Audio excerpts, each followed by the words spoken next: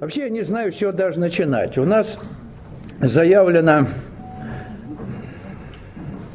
практическая часть пути сознательной духовной революции. Вот то, что сегодня актуально, необходимо, по прошествии многих лет, то, что написано было в книге о самом главном, это одно. Там все актуально, все нормально, все по полочкам разложено. Но сегодня высвечивается ряд проблем, нюансов, которые требуют особо пристального внимания, на которые хотелось бы остановиться. Понятно? Вы все, я так понимаю, пытались с чего-то практически начинать работу на пути сознательной, духовной, пока эволюции. Вы же эволюцию начинали путь. Сейчас революционерами должны быть. Но начинали с эволюции. То есть пытались. Кто пытался идти путем молитвы? Есть такие? Ну, руки поднимите, еще как в школе. Ну и чего? Что получилось? А? Что-нибудь получилось или нет? То есть немногие пытались идти путем молитвы. А в основном с чего начинали? На кончик носа перед сном, да? С медитации? Ну с чего начинали-то в основном? Я вот никак не пойму. А? С молчания ума. То есть был такой, то есть молчание ума. Но это уже ближе к истине. Вернее, к тому, что действительно способна изменить вас на самом деле. А вот те, кто начинал с пути молитвы, ну почему дальше не пошли? Дальше? А?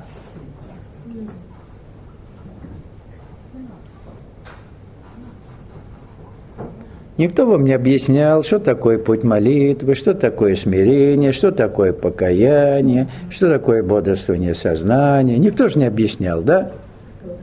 Точно? Не объяснял никто. Нет, конечно. А кто объяснит?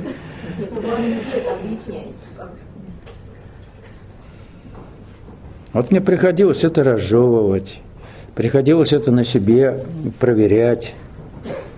Потому что я попробовал вот все варианты, рекомендуемые мною в практической части книги о самом главном, их действенность, и когда они действенны, когда они просто формально вами выполняются и не приносят никакого результата, только напротив усугубляют ваше невежество в отношении правильной духовной работы.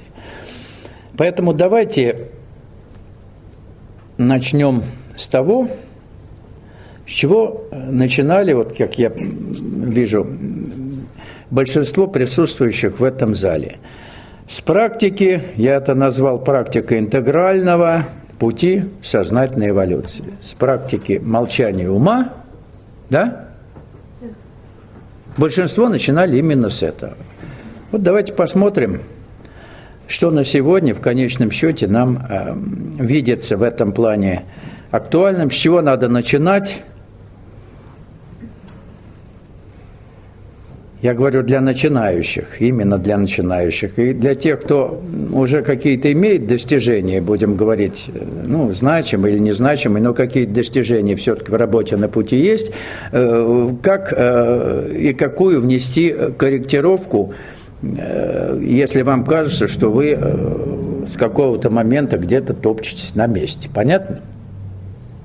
Вот самая большая беда тех, кто начинает работу на пути сознательной духовной революции с практики молчания ума, самая большая беда, что они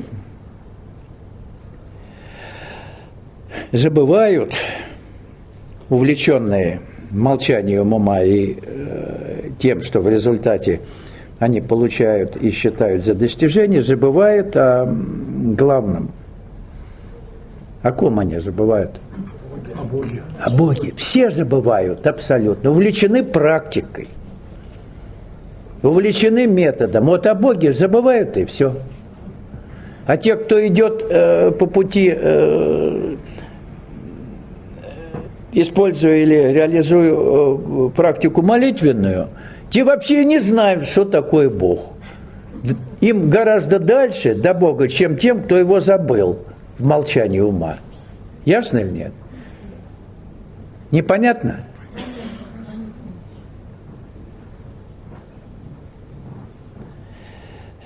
Постараюсь пояснить. Значит, разберем с вами практику интегрального пути сознательной духовной революции. Разберем?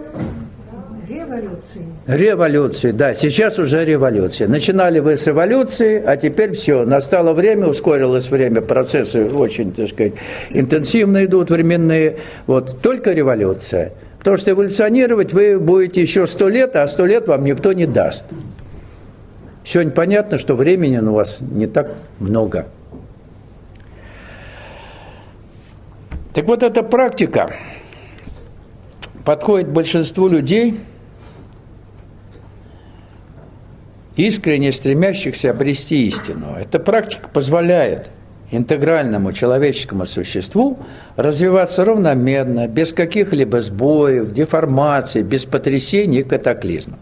Эта практика для тех, кто действительно, кто на самом деле обеспокоен беспокойством собственного ума. Понятно? Она хороша для людей, имеющих аналитический и исследовательский склад ума. Это своеобразная научная работа, научный эксперимент над самим собой. Понятно? Да.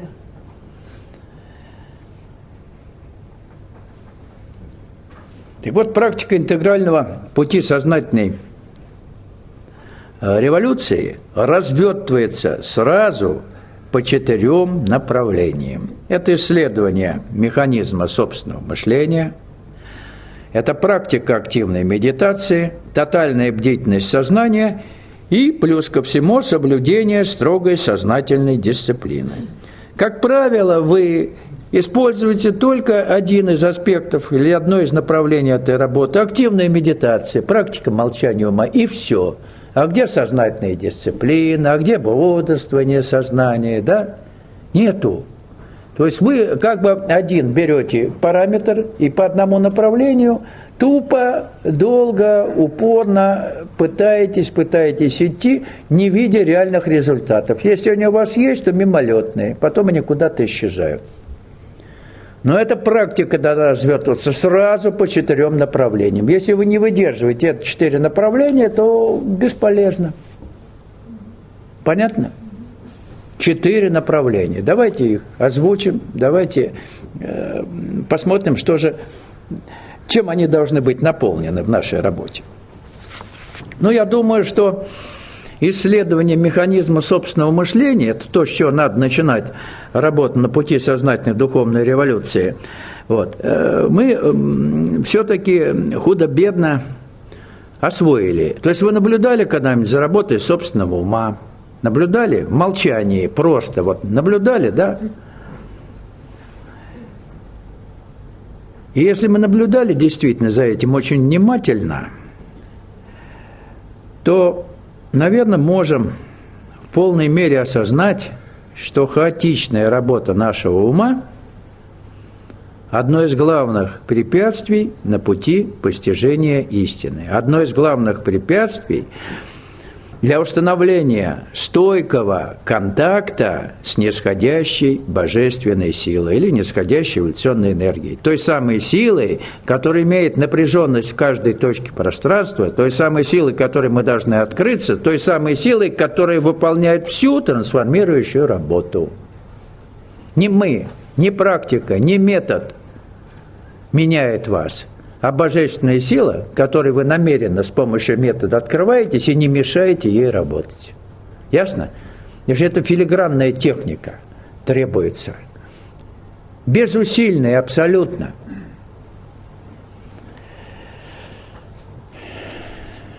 Так вот, рассудочное мышление – это то, что отличает человека думающего, Homo sapiens, от представителей животного мира. Естественно, имеется в виду мышление высшего порядка. Но сегодня очевидно, что и животные имеют высокоразвитые, особенно какие-то элементарные признаки рассудка. Но разумный человек должен понять, выбравший для себя путь сознательного постижения истины, откуда приходят мысли, как они родятся, как они внедряются, как они атакуют наше активное сознание, что они от нас требуют. То есть надо полностью разобраться в механизме собственного мышления.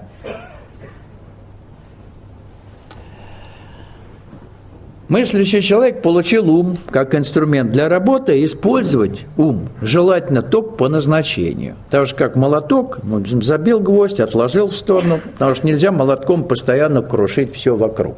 А вот наш ум, наша машина ума, постоянно, если мы будем за ней в тишине наблюдать, за этой машиной, постоянно перемалывает какие-то мысли.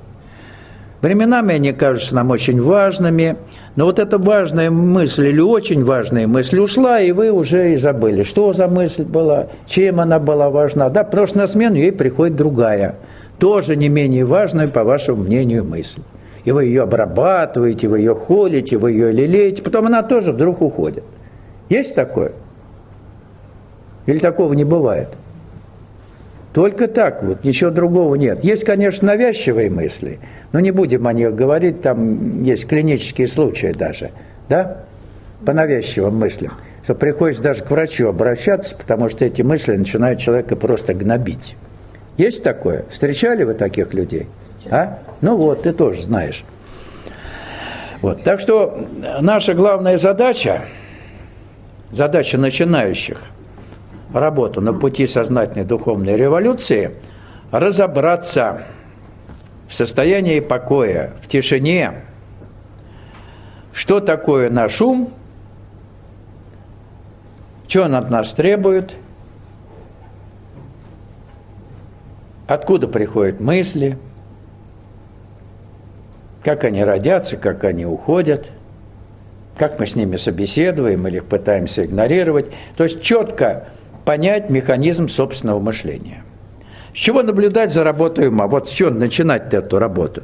Надо сесть в уединении. Я советую даже тем, кто уже прошел какую-то часть пути, уже укрепился в главном, все-таки еще раз посмотреть, работает ли у вас машина ума и как она работает, то еще раз убедиться в том, что справились вы с умом, или он продолжает, мягко, может быть, ненавязчиво, но все-таки вас терроризировать. Ясно? Посмотрите. Значит, сели в тишине, молча. Мысли какие-нибудь приходят в тишине? А? Приходят. А вот я сижу, не приходит ко мне, вот я не знаю. К вам еще приходят, да? Вот я сижу, и не приходит.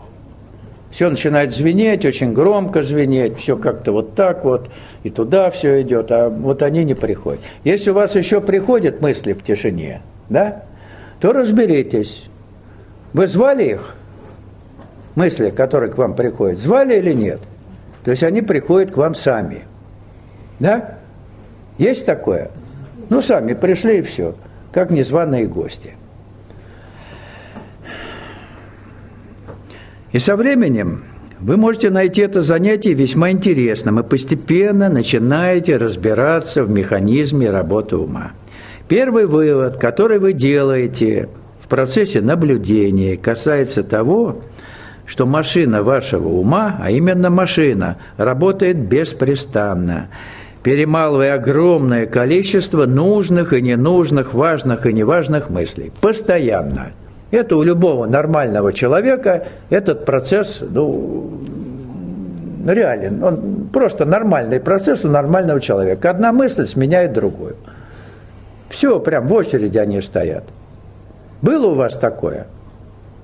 Если сейчас продолжается, то, наверное, есть еще поле для работы. Если не продолжается, вот я не могу никак впихнуть вот в ум какую-нибудь мысль. Вот не могу. Я не знаю, как это сделать. У меня не получается, уже давно не получается. Это странно, но не получается. И решения, которые вот принимаются, мною в частности, они никогда умом не принимаются. Просто вот когда надо принять какое-то решение, надо делать именно так и никак иначе, или говорить то и ничто другое. Ну, в общем-то, как-то это приходит спонтанно и без всякого вмешательства ума. То есть до тех пор, пока ваш ум вмешивается в вашу жизнь, особенно в процессе принятия каких-то решений, которые требуются по жизни, у вас всегда будет путаница, у вас всегда будет неразбериха. Понятно? Всегда. Ум – это великий путаник. И враг номер один. Наш враг номер один – наш ум. Поэтому врага номер один надо изучить и знать. Ясно? Если вы не знаете врага, а просто пытаетесь от него избавиться, не зная его повадки, его хитрости, то это бесполезное занятие. Так что изучите работу своего ума и посмотрите, что он с вами пытается проделывать.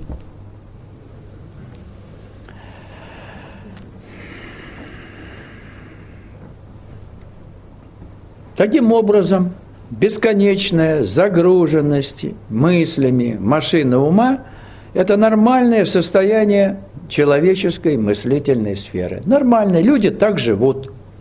Причем в какой-то момент текущая мысль, которая приходит в пространство ума, кажется вам чрезвычайно важной, даже жизненно важной, то через какое-то мгновение, когда ее сменяет другая жизнь, вы о ней попросту забываете.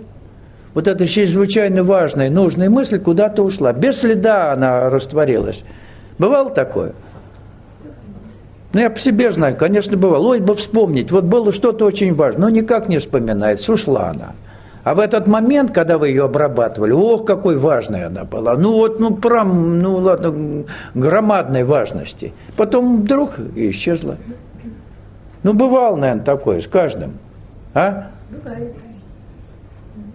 Да, бывает.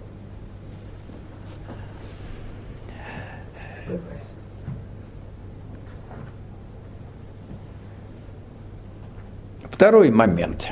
Опять-таки, сидя в тишине, наблюдая за работой ума, вы, наконец, увидите, откуда приходят мысли и что они от вас требуют. Мы привыкли, это пагубная наша привычка, отождествлять себя со своим умом, со своими мыслями, которые вроде бы нами и рождаются. Мы порождаем мысли. На самом деле все это не так. Всегда не так. Путем наблюдения, на свободном уме, ум у вас свободен, вы устанавливаете, что большинство мыслей приходят откуда-то извне. Вы их не звали, а они приходят. Но вы в одно мгновение отождествляете их с собою. Вроде бы вы и есть эта мысль. На самом деле это совсем не так. Мысли навязываются вам извне. Это открытие, да? Но серьезное открытие. Вы их не зовете, они к вам приходят. Они начинают вас эксплуатировать эмоционально в основном, вытягивая из вас энергию, эмоциональную энергию, которая подкармливает эти самые мысли, которые стоят в очереди к вам. И те, кто бесконечно перемалывают эти мысли, есть такие люди, они вот постоянно являются кормильцами и поильцами вот этих астральных паразитов, в частности, в том числе этих враждебных и деструктивных мыслей. Понятно или нет? То есть вы сами порождаете этот мусор, подкармливая их, обращая на них пристальное внимание, а потом пытаетесь от них избавиться, сетуя на то, что вот видите, какая беда. Но вы же их приучили, вы их кормите. Конечно, они к вам будут приходить. Кому они придут? К вам, кормильцам и поильцам. Так что помолчать умом – это великое дело. Вы избавитесь от сонма всяких паразитов. Пространственных, астральных. Ясно или нет? Привечаете их, просто привечаете. Не надо их привечать.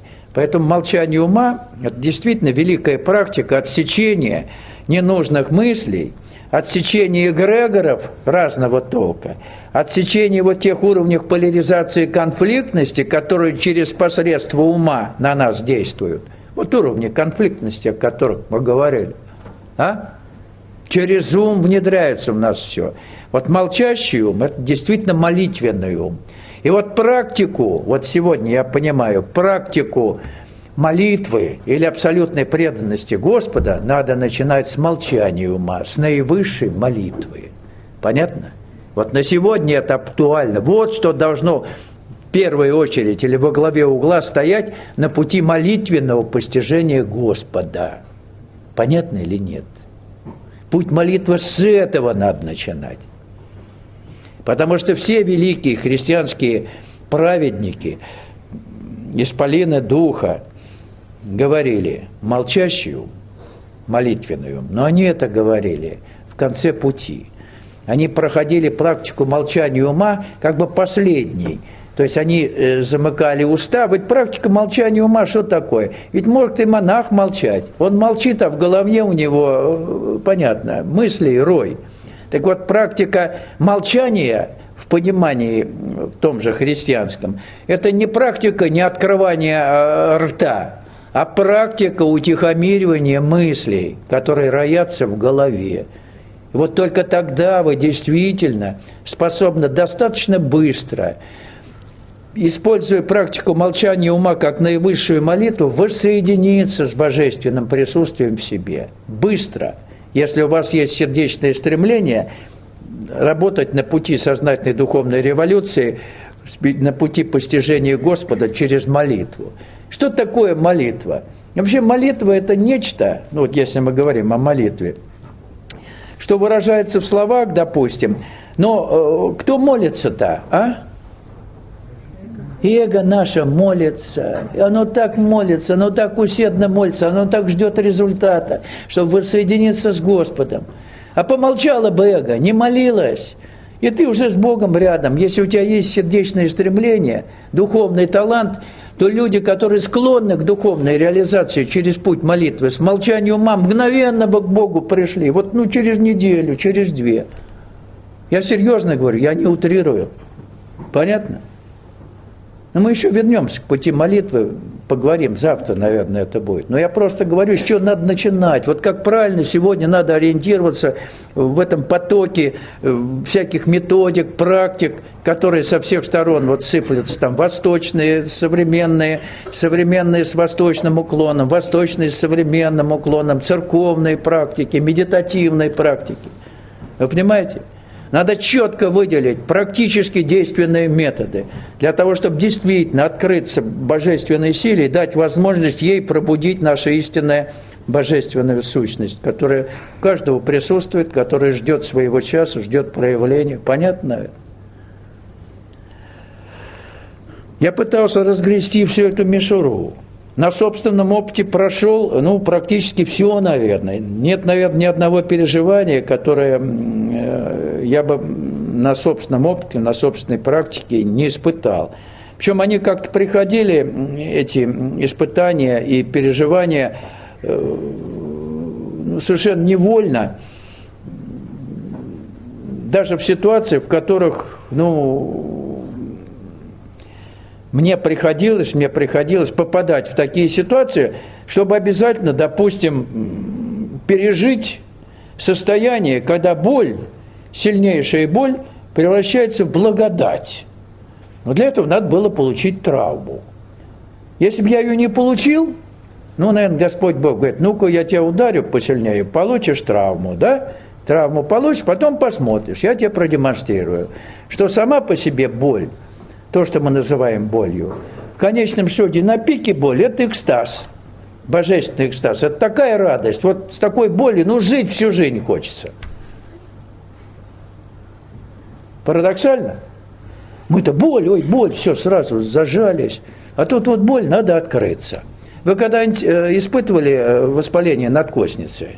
Вот зуб когда болел. Не испытывали? Значит, у вас хорошие зубы или плохие? Может, если у кого выпадают раны, то тоже не испытывали, конечно. Ну вот здоровые зубы никогда не испытывали, да, воспаление надкостницы. Это я испытывал несколько раз. Занимался самолечением. Какое самолечение? Беру толстую иглу, 1-2 иглы, прокалываю с 2 сторон, все вытекает, все замечательно. Но вот когда ты не занимаешься этим делом, то он вдруг на пике боли. Зубная боль бывает сильная, но боль позвоночника сильнее боль. Я все знаю, все боли, градацию боли. Так вот, на пике зубной боли в какой-то момент такое блаженство наступает, как будто вот эта боль растекается по телу блаженством. Это я еще в юности испытал. А уж потом, по большому счету. Представляете, а мы боль. Боль – это прикосновение Господа к вам. Ясно или нет? Это в любом случае блаженство. Если вы ее не принимаете, если вы зажимаетесь, если вы не открываетесь этой боли, с пониманием, что это действительно прикосновение Господа, то это будет для вас болью. Если вы правильную позицию занимаете, то это будет блаженством. Так что боли не бойтесь. Но это я так, небольшое лирическое отступление по поводу боли.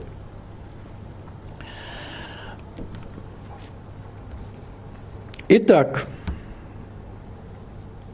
путем наблюдения вы устанавливаете, что большинство мыслей приходят к вам откуда-то извне. Вы их не зовете, они просто приходят. Вы их не звали, вы их не ждете, они помимо вашей воли и желания приходят. Это очень важное открытие.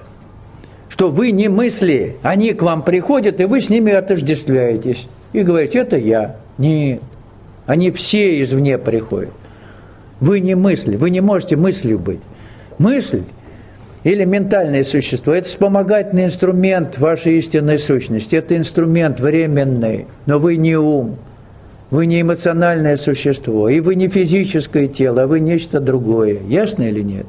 Поэтому вот размежеваться с умом – очень важное дело. Ум – это не вы. Совсем не вы.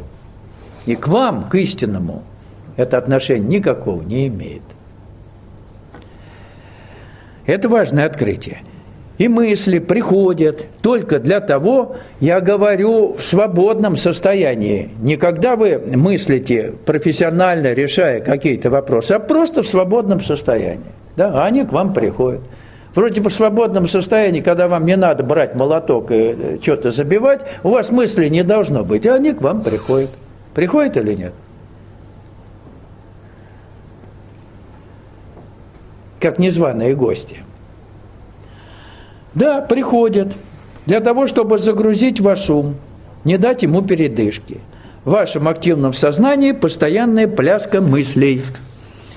И где-то из пыльных запасников памяти, а порой непонятно откуда-то извне, из пространства, врывается в вас абсолютно ненужные мысли, и вы вынуждены обращать на них внимание. Одна мысль, другая, третья. И если потворствовать этому процессу, то мысли буквально выстраиваются в очередь. Какое-то наваждение. Однако механический человек принимает это как должное, думает, что так и должно быть, но мы с вами не хотим быть механическими людьми. Наша задача – стать сознательными людьми. Понятно? Вообще-то мысли выполняют одну очень важную функцию – до времени. Не догадываетесь, какую? Они блокируют нисхождение обвальное потока нисходящей эволюционной энергии. Но мы, принявшие решение сознательно эволюционировать, должны потихонечку притормаживать мысли, чтобы постепенно установить прямой контакт с нисходящей божественной силой. Только для этого. Ясно? Они блокируют этот поток. То есть человек как бы, защищен от влияния извне божественной силы, но он и отрезан от эволюции абсолютно. Ясно? Так что мы должны этот барьер преодолеть. Это защитный барьер и одновременно то, что блокирует эволюционный процесс. Хотел, чтобы вы это поняли. Понятно или нет? То есть надо сделать уверенный, правильный шаг в постепенном притормаживании мыслей для того, чтобы постепенно, опять-таки, не обвально открыться нисходящему потоку, потихонечку, не спеша. Уловили? Не в один момент. И люди, которые имеют достаточно мощный магнит-сеть, то есть духовно талантливые люди, просто обязаны начинать сознательную духовную реализацию с притормаживания работы мыслительной машины. Любое свободное мгновение пытаться не допускать работу ума. Ясно? Или не очень? Понятно, да?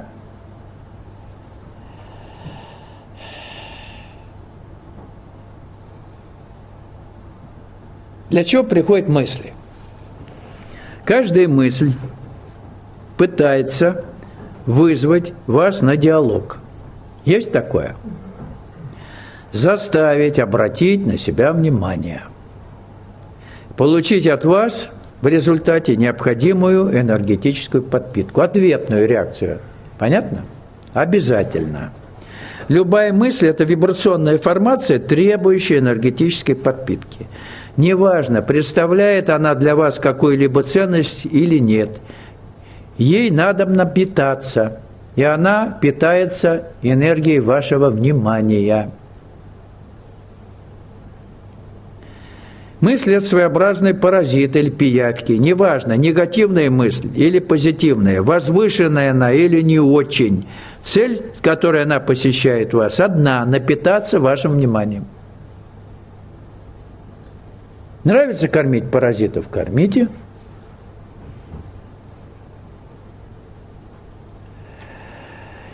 Если вы раз, другой, третий не оказываете мысли должного внимания, она покидает вас и отправляется искать другого донора.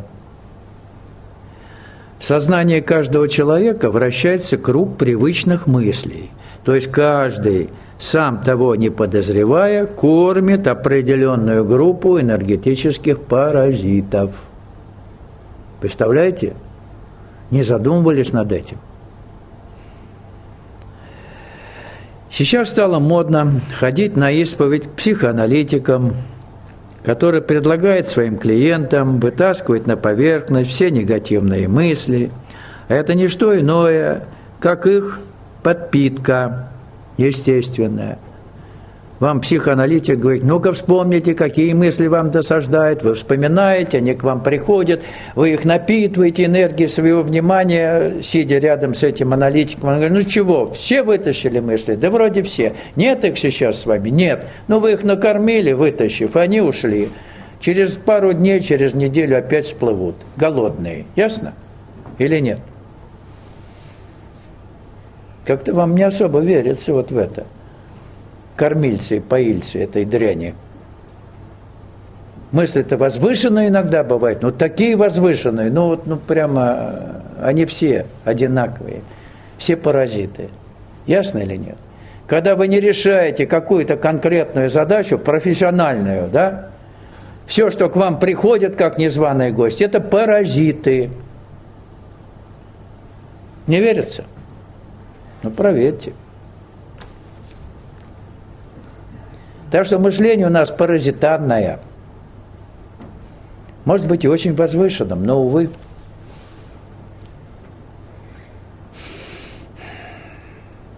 А когда нет мыслей, так легко, так хорошо. А? Вот есть какие-нибудь проблемы у вас, когда ни одной мысли в голове нет? Вот на секунду остановитесь. Проблемы есть? Вообще их просто нет, их не существует реально. То есть все проблемы рождаются в уме, они виртуальные проблемы. На самом деле их реально в жизни не существует. Вот это иллюзия, это какая-то магия ума. Вы даже не можете себе представить, насколько все люди вот подвержены вот этому гипнозу. Вот с этим надо разобраться, прежде чем действительно начать работу с практики молчания ума.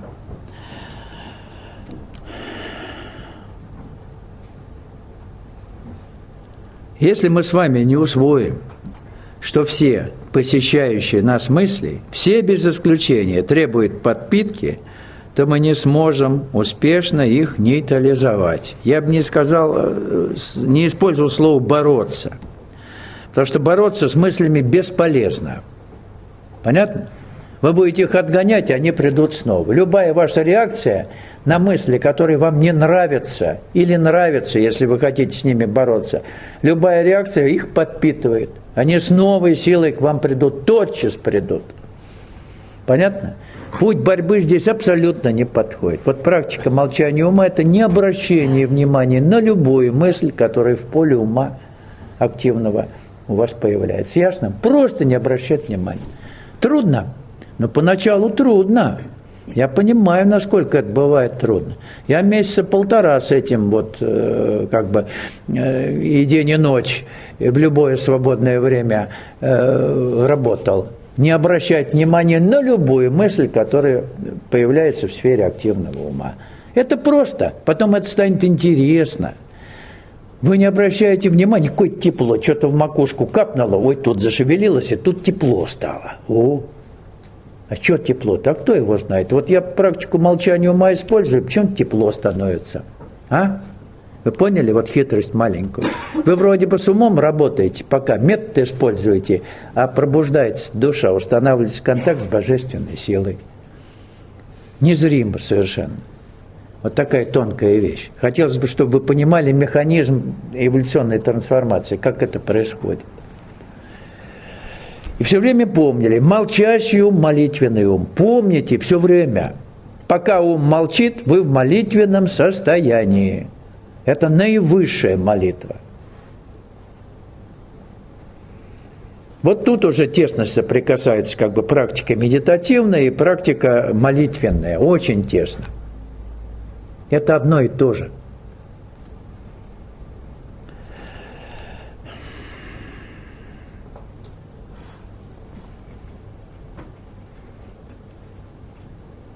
В любой самой малой паузе между отдельными мыслями нисходящая эволюционная энергия, пусть по капельке, но все-таки просачивается в ваше сознание. По капельке, понемножку, потихонечку, проторивая то самое руслице, которое станет, в общем-то, спасительной действительно рекой, которая, или спасительным потоком, который в конечном счете будет формировать вас, вашу новую жизнь и ваше новое существо. Помните, что каждый маленький зазорчик между мыслями открывает вам дорогу в эволюцию. Каждый маленький зазорчик. Вот если вы это будете помнить, и в любое свободное время, свободного времени, как оказывается, у людей достаточно свободного времени, очень много.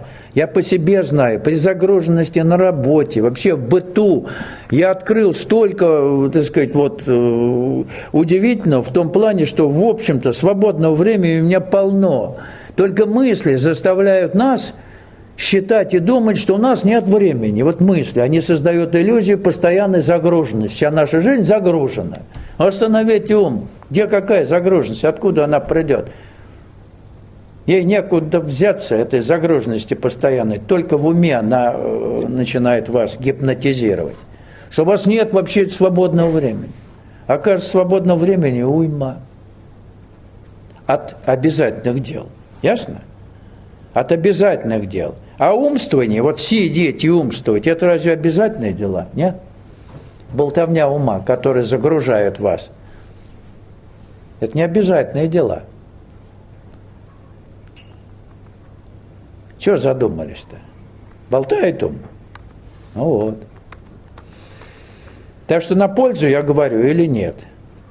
А то на кончик носа, на кончик носа. Я все время, говорит, смотрю перед сном на кончик носа. А что вы днем делаете? А? Мысли вас одолевают, грузят, вы с ними собеседуете, но, в общем-то, не живете, а существуете. А на кончик носа можете смотреть. И перед смертью поглядите, вот перед оставлением тела. Может, поможет. Ясно или нет? Потом ко мне подходите и говорите, я вроде бы иду с 2008 года по пути, а я гляжу в глаза, не идет. Как же можно идти столько лет и результата никакого? Ну, максимум полгода для того, чтобы действительно с умом расправиться и стать другим. Максимум полгода при вашей интенсивной, активной работе на пути. У меня это заняло 1,5-2 месяца. Вы понимаете? Если всерьез. А так вы все шаляй-валяй, вот как-то так, вот в порядке развлечения, как духовный фитнес, приятное времяпровождение. Ну-ка помедитирую, погляжу на кончик носа. Так или не так? Это должна быть серьезная работа, каждодневная, в течение полгода, может и меньше. Но это стоит того, чтобы достаточно быстро получить нужные результаты, правильные результаты.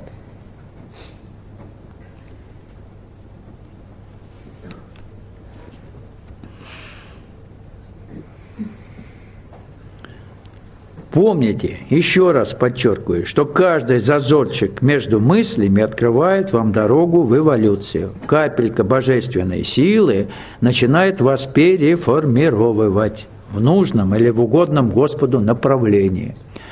В процессе активной медитации, то есть на наблюдении за работой мыслей и их неподдерживание, ставит собой целью.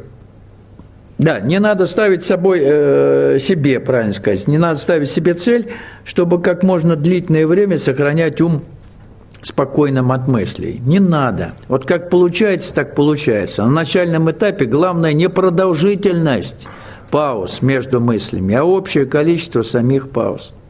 Если таких пауз много, то в каждый зазорчик между мыслями по капельке нисходящая энергия входит в вас. Ясно? Не ставьте целью как можно дольше молчать. Не надо. Поначалу это не будет получаться. Это вызовет напряженность в вас. А любая напряженность препятствует нисходящему потоку. Знаете, вы напряжены, ждете результата. А его не надо ждать. Просто аккуратненько, не обращайте внимания на приходящие к вам мысли. Чуть позже мы разберем, как это делать и что в результате вы способны получить. Реально. Многие искатели истины считают, я бы сказал, что медитация, вот то, что мы с вами будем обозначать термином активная медитация, это игра, это действительно игра. Медитативный процесс должен реализовываться в игровой форме, то есть играть нужно без напряжения. Если вы напряжены и ставите целью что-то добиться в результате вот этого использования этого метода молчания ума, то у вас ничего не получится. А вот в игровой форме получается все блестяще. Вы же когда-нибудь играли в игрушки? Играли? Конечно. Находились в реальном времени. Никакого результата вам не нужно было. Сам процесс игры, он вполне вас удовлетворял. Так вот, процесс игры, наблюдение за мыслями, отвержение их, то есть неуделением внимания, это тоже игра. Вы находитесь в реальном времени. Понятно? Вот что от нас должно поначалу требоваться. Быть в реальном времени. Как только есть напряжение, значит, есть какая-то цель. Вы стремитесь там что-то не допустить или побыстрее что-то получить. Все. Вся ваша работа медитативная, она, в общем-то, ни к чему и не приведет. А если просто играете, то очень быстро будут результаты. Очень быстро.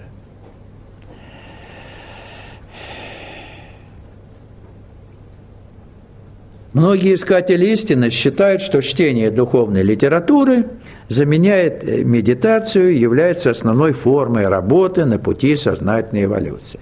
Это глубокое заблуждение. пичкать сознание массой фактов из книг, это вовсе не значит эволюционировать. Вот Джидо Кришнамурти, один из великих учителей современности, как-то сказал, что он счастливый человек, потому что не читал никакой философской литературы. Никакой. Вот. А я несчастный человек, мне приходилось читать. Но он счастливый на самом деле. Но мне приходилось читать, чтобы стать счастливым. Понятно? Пройти через все. Вот все великие философы-интеллектуалы, Кант, Гегель, Фейербах, и в том числе последний из магикан, Мартин Хайдеггер, немецкий философ, должны были признать, что интеллект, как инструмент познания мира, себя полностью исчерпал. Все. То есть все они уперлись в стену, дальше которой интеллект пройти не может. И они говорили, что за пределами интеллекта нечто должно быть, вот нечто свободное, другое. Ну как туда пройти? Никак, кроме как оставив интеллект позади, остановив ум, вот тогда вырвешься туда. Нет, ну так и останешься перед этой каменной стеной. Вот они так и остались. А нам надо прорваться туда. Так или не так? Элементарно прорваться. Они очень умные были. А мы, те, кто поглупее, особенно женщины, да, вот в плане ума, им попроще, они могут туда сразу прорваться, если по-настоящему будут вот следовать советам, которые мы даем. Ясно? Прям сразу туда, за пределы всей этой немецкой классической философии. Но есть и умные женщины, конечно, им посложнее, но тоже ничего. Мужчины тоже умные. И умные женщины, и мужчины умные тоже могут прорваться. Но ум надо притормаживать обязательно. Без этого бесполезно. Ясно или нет?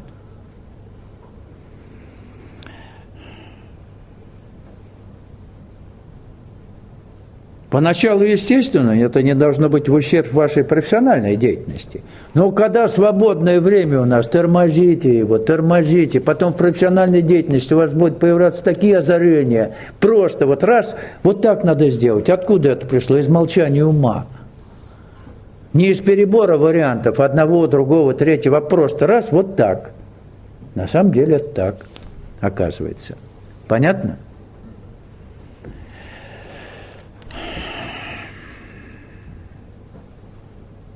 А постоянное смакование духовной, да и не только духовной литературы, даже самой высокой пробы, создает лишь иллюзию просветления сознания. Шнeur Рабинда назвал это занятие интеллектуальным алкоголизмом. Чтение постоянной литературы, пичкание себя фактами, разными новыми факторами из духовной жизни, из духовной истории. Это интересное занятие, но это алкоголизм духовный. Правильно он сказал. Ум должен молчать по любому поводу и по любому вопросу в любое свободное время. Понятно?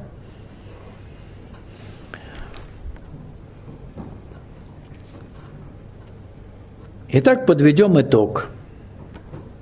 Исследование механизма функционирования собственного мышления показывает, что наше активное сознание постоянно загружено работой по перемалыванию мыслей.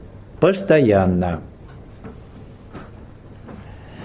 Наше мышление, если оно не сосредоточено на решении какой-то конкретной задачи, хаотично. Посещающие нас мысли требуют постоянной подпитки, постоянной занятости нашего внимания. Замечательно, если в процессе наблюдения за работой собственного ума вы сумеете выделить в своем сознании наблюдателя или свидетеля, то есть наблюдающую часть, которая будет способна не заинтересованно, как бы отстраненно наблюдать, что происходит в уме. Вы пытались как-то отделить себя от своих мыслей. Если у вас это получится, это огромная победа. Вы не мысль, вы наблюдаете за ней. Вот выделите наблюдателю позицию. Это в уме наблюдатель выделяется. Тот же самый ум, но вы в уме выделите независимую часть, которая будет смотреть, что туда приходит, что от вас требует приходящие мысли. Понятно или нет? То есть разделитесь надвое. То есть ум должен быть использован в мирных целях для начала. Его надо разделить на молчащую часть, наблюдающую, и функционирующую. Поняли?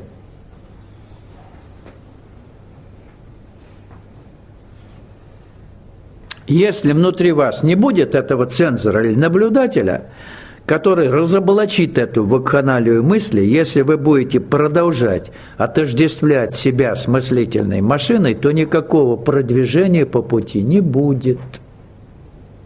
Наблюдатель должен быть, должен видеть вакханалию мыслей.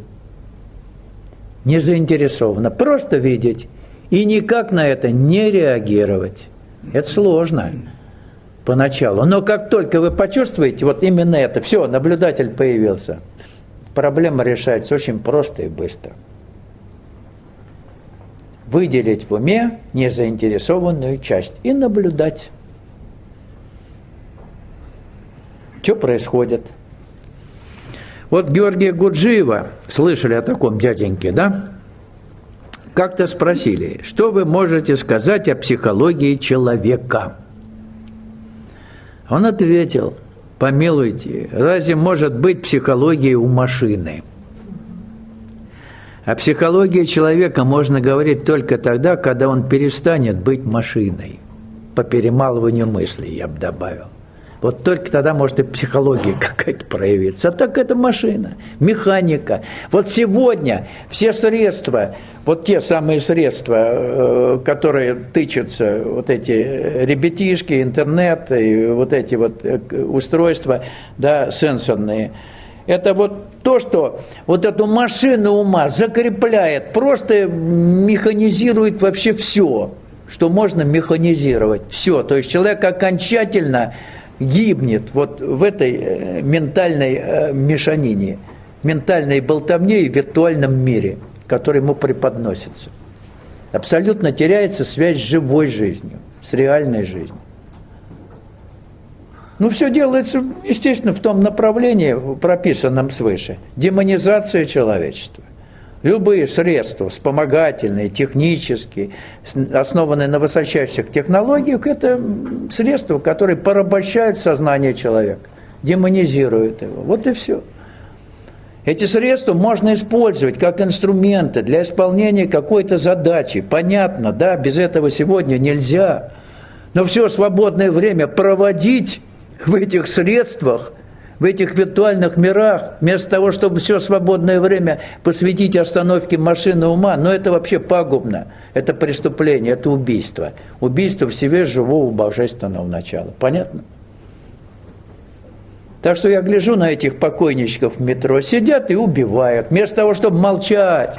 Я в транспорте молчал, в метро молчал. Какое-то время я работал в Шереметьево, час на автобусе езды, а я молчу. Стою и молчу.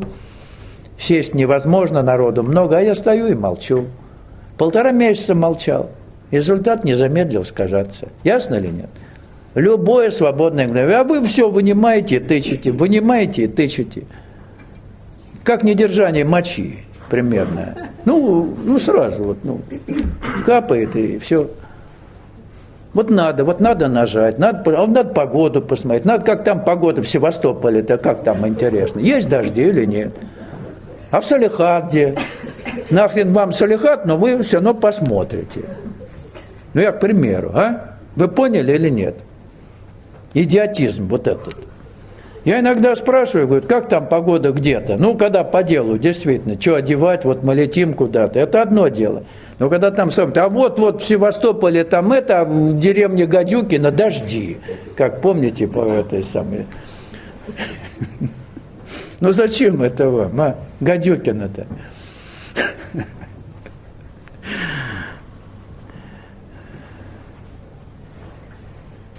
Меньше интересуйтесь тем, что вне вас. Вас должно беспокоить и интересовать, что вы собой представляете, прежде всего. Вот это главное. Понятно? А вы все бежать от себя, куда угодно, лишь бы не остаться наедине с собой.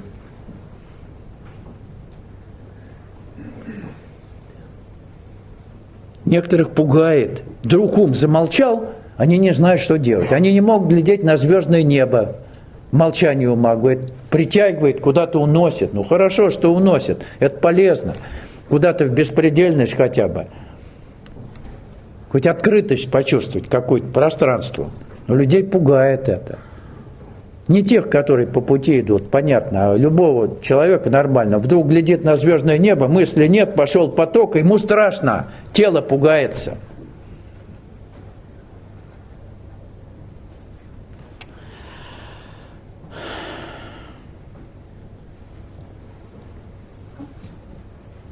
Хаотичность мышления это и не позволяет нам наладить стойкий контакт с нисходящей эволюционной энергией. Соответственно, главной задачей искателей истины на первых порах является наведение порядка в собственном уме.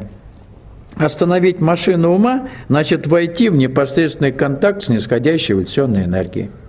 Опыт показывает, что наиболее эффективным средством трансформации мышления является практика активной медитации. Разберем, что это за практика. Так вот, прежде чем рассматривать практику активной медитации, я бы посоветовал, и многие из вас, наверное, этим пользовались, использовать одну из ее мягких форм, которую я назвал медитацией для ленивых, позволяющая безболезненно и легко устанавливать первичный контакт с нисходящей эволюционной энергией непосредственно перед засыпанием с последующим погружением в сон.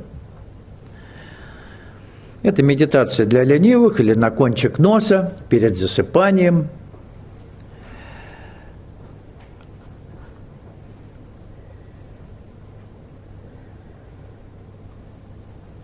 Пробовали? А? Кого-то сразу в сон вводит. Чуть-чуть поглядели на кончик носа, скосили глаза или прямо перед собой и проваливаетесь в сон. Вы в состоянии сна, в мире сновидений где-то, да? А тело обрабатывается этой энергией. Вы открываете поток, тело лежит и обрабатывается этой энергией. За сон, за ночное время от шлаков оно вычищается. Все нормально, происходит процесс на телесном уровне. А вы в мире сновидений, ясно? То есть вы даете возможность телу адаптироваться к нисходящему потоку. Это медитация на кончик носа. Но люди только этим ограничиваются. На самом деле это не так. В бодрствующем состоянии должна активная медитация реализовываться. На кончик носа вы на ночь просто запускаете процесс, и тело обрабатывается этой энергией. Клетки постепенно привыкают к ее действию. Понятно или нет?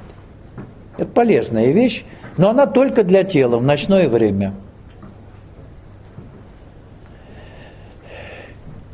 Днем тоже вы можете глядеть на кончик носа, тоже можете, но лучше и эффективнее не допускать в поле ума несанкционированных мыслей, не реагировать на них любое свободное мгновение. Это будет более продуктивно. Это не механическая будет практика, а действительно практика работы с умом, с той самой активной машиной ума, которая препятствует нашей духовной реализации. Собственно, активная медитация реализуется исключительно в бодрствующем состоянии, без дремоты, без витания в каких-то заоблачных высях. И вот эта практика активной медитации, как мы ее назвали, не имеет ничего общего с расхожим понятием о медитации, как об акте сидения в позе лотоса или на стуле с выпрямленной спиной, в полной тишине, с закрытыми глазами, с представлением картин плавания в безбрежном океане, в каких-то безбрежных просторах. Все это полная чепуха. Все это духовный фитнес. Ясно? Практика активной медитации в любом месте, на рынке, в транспорте, в любое свободное мгновение. Не допускать и не собеседовать в активном уме с несанкционированными мыслями, которые к вам приходят. Любое свободное мгновение. Вот это практика активной медитации. Какая-то вот выпрямленная спина, какая там поза лотоса, какие там заоблачные выси. Просто не давать возможности мыслям завладевать вашим активным сознанием. Все. Элементарно. Это такое интересное занятие. Вы даже не представляете. Вот если вы попробовали это, на самом деле это так вкусно. Кстати, вы побеждаете в себе ветхого человека. Понятно? У вас рождаются признаки, первые признаки жизни вечной. Ясно или нет? У вас никакого интереса. Ну, никакого, и все. Я не говорю о тех, кто уже прошел через это. Я говорю о начинающих, которые якобы начали, 8 лет уже делают, но до сих пор никак не могут разобраться, где они. Я говорю, пару месяцев, полгода от силы, вы уже в другом мире. Вообще в другом мире.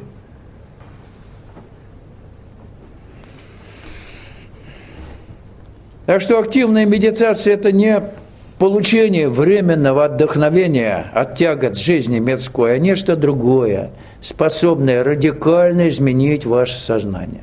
Понятно? Это не отдохновение, а нечто принципиально иное. Активная медитация, если ее определить, это попытка активно останавливать машину ума каждое свободное мгновение. Ясно?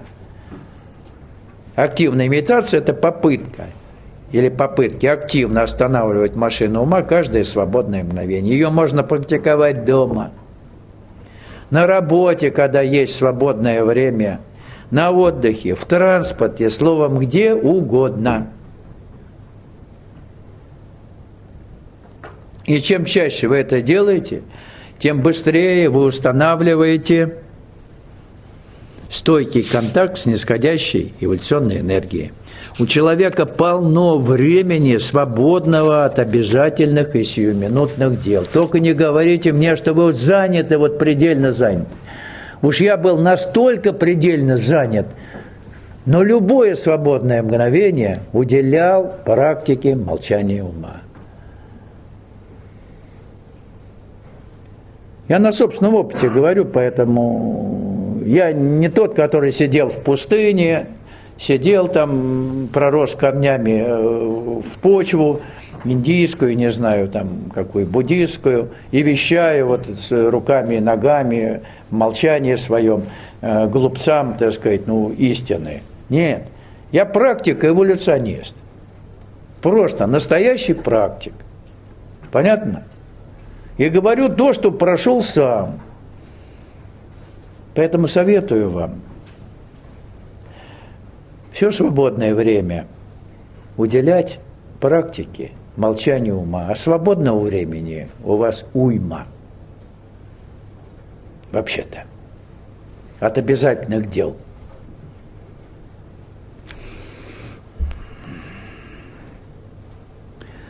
Не тратьте его на пустые разговоры, на чтение никчемной литературы, на просмотр телевизионных передач, на лазание в интернет и на прочую чепуху. Используйте это время для наведения порядка в собственном уме.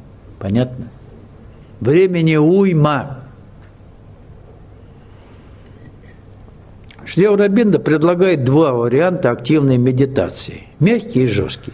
Сейчас я его процитирую и расскажу по собственному опыту, как я и тот, и другой пытался использовать в своей практике, и что из этого получилось.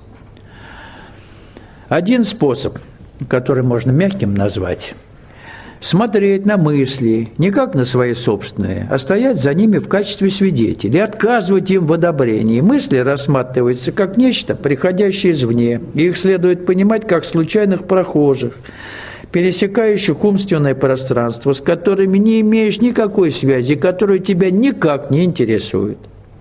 При использовании этого метода некоторое время спустя ум делится как бы надвое, на часть, которая является ментальным свидетелем или наблюдателем, о чем мы говорили, совершенно не волнующимся и спокойным, и на часть, являющейся объектом наблюдения, в котором перемещаются блуждающие мысли. То есть выделите наблюдателя и смотрите, что происходит в активной части ума. Вот эта мягкая форма, я бы назвал это мягкой формой активной медитации, фактически является продолжением работы по наблюдению за функционированием ума. В поле ума появляются мысли. Мы, а точнее наблюдатель, их видим, но не обращаем на них никакого внимания. То есть не подпитываем их энергией внимания. И не вступаем с ними в диалог. Как только какая-то мысль добьется своего, и мы каким-то образом отреагируем на нее, следует все начать сначала. Просто сбросьте все на нос, поймала меня. Знаете, как интересно, они ловят вас. А вы знаете, для чего вы это делаете? Поймала. Хитрая. Вот игра. Вот если эта игра будет вами поддержана, это вообще песня. Вы представляете? Вы даже не представляете. Какая радость, когда она вас ловит, а вы видите, как она вас поймала. На крючок попался. Ясно или нет? Это просто интересно. Это безумно интересное занятие. Но у вас безумно интересное занятие потыкать пальцем куда-то, войти в какой-нибудь Wi-Fi и что-то получить там. Безумно интересное получить оттуда. Я даже какие-то слова знаю, Wi-Fi. Я не знаю, что это такое, но слова знаю. Чего вы смеетесь? Ну, слова я выучил кое-какие. Интернет знаю, но это Wi-Fi, это тоже что-то из этой области, да? Ну ладно.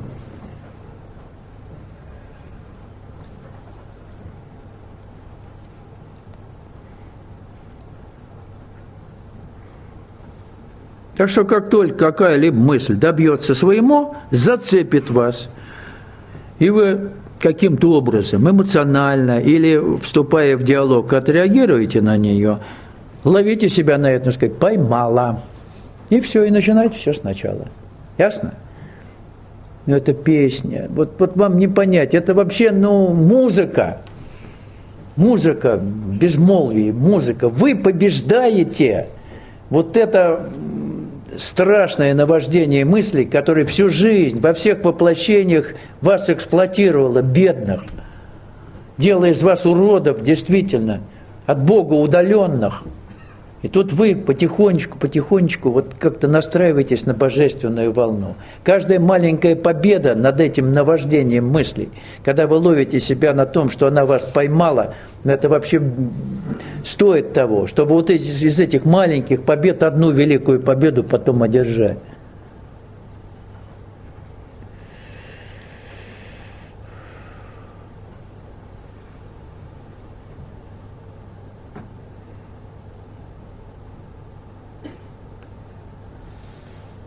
И не нужно ставить никаких ограничений во времени. Есть сила и время. Работайте.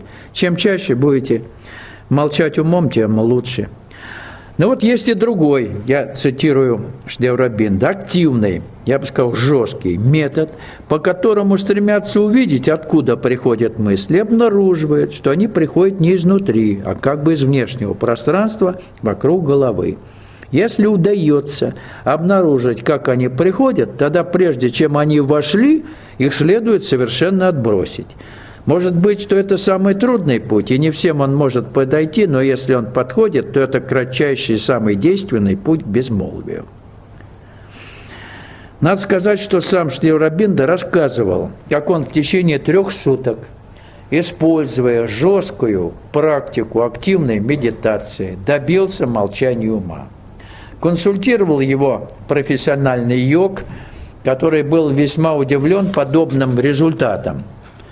И когда Шдеврабинда пришел к нему с просьбой помочь радикально изменить свое сознание, чтобы активно использовать эти достижения в революционной работе, он ей занимался в начале XX века, йог спросил его, каким временем он располагает.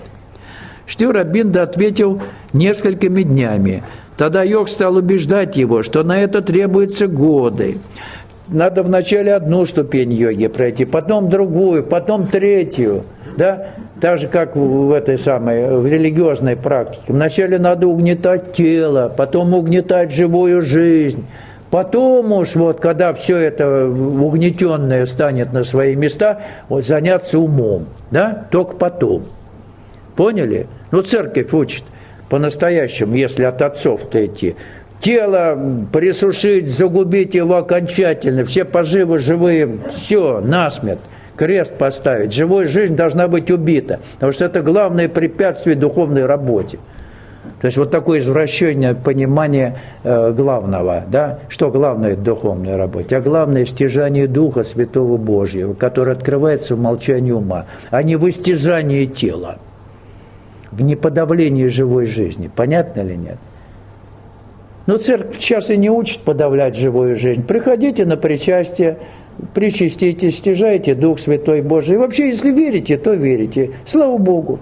Сейчас вот легкая прогулка в религиозном стиле. Приходите, получите удовольствие, послушайте музыку, праздники церковные, нормально. Если вы любите оперу, послушайте, там поют. Все. То есть легкие прогулки в религиозном стиле.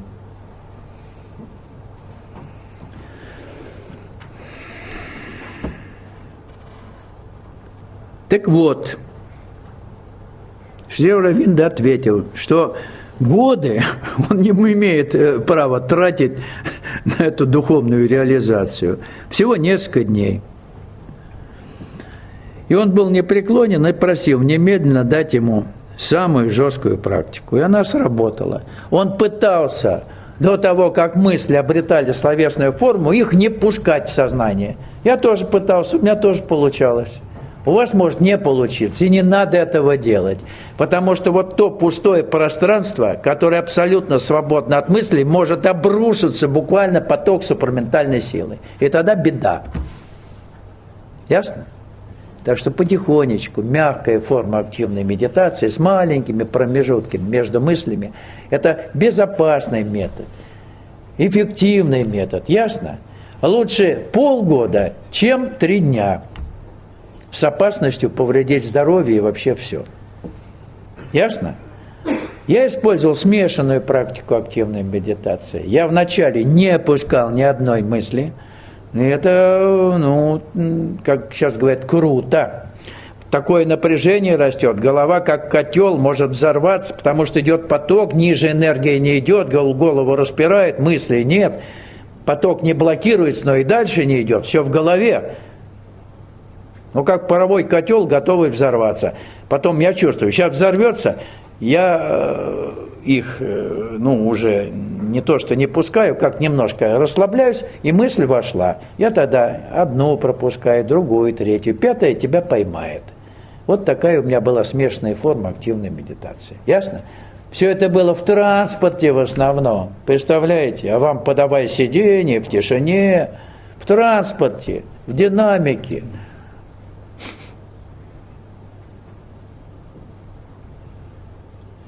Много свободного времени. Вот и используйте.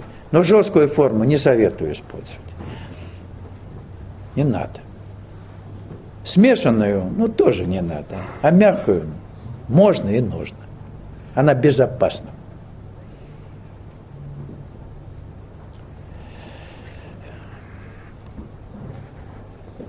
А Шри Ауробинда замолчал так, что потом, спустя 3 дня-то, он этому самому йогу-то и говорит: мне надо выступать на каком-то митинге, я должен там речь держать, я не знаю, что говорить, я вообще не могу сформулировать ничего, ни конспект написать, ничего. Тот йог-то ему говорит: ну ладно, ты вообще знаешь, ну примерно, о чем ты должен говорить? Он: примерно знаю. Ну вот встанешь на трибуну и будешь говорить. И так произошло, он просто говорил из пустоты, озарениями, и все получилось. Блестяще совершенно, без ума. И он своим товарищам, приятелям, тоже уже, так сказать, получив этот опыт, молчание ума, при использовании жесткой медитации, он своим товарищам пытался продемонстрировать свои уже знания как йогического учителя. Он тоже эту жесткую практику им пытался навязать, так они в течение там нескольких дней эту практику используя, в общем, испугались молчанию ума, им стало страшно, и они начали быстро-быстро думать, им страшно стало. То есть Шри Ауробинда, в общем-то, дилетантски пытался, вроде как он уже понял, что надо делать, но это он. У него защита была мощная, достаточно мощная защита внутренняя. А он своим товарищам решил это предложить. Чуть не угробил их.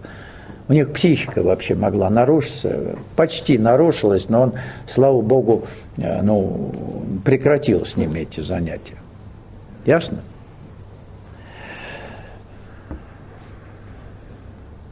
А я использовал смешанный вариант активной медитации, сочетающий в себе обе формы, мягкую и жесткую. И практика показала для меня лично, что этот метод чрезвычайно эффективен. Для установления безмолвия в уме мне потребовалось чуть больше месяца, 1,5 месяца для этого потребовалось. И все. Под безмолвием ума следует понимать не полное отсутствие мыслей в активном сознании, а отсутствие вашей реакции на них. Понятно? Не полное молчание ума, звенящей тишине, а отсутствие вашей реакции на появляющиеся мысли. Вот это молчащий ум. Со временем вы просто на это не реагируете. Они проходят, в одно ухо влетает, в другое вылетает. Все. Понятно? Вот когда вы достигнете подобной, так сказать, формы взаимодействия с мыслями, это будет величайшая победа. Ваш ум молчит, хотя и в поле ума активно появляются мысли. Понятно или нет?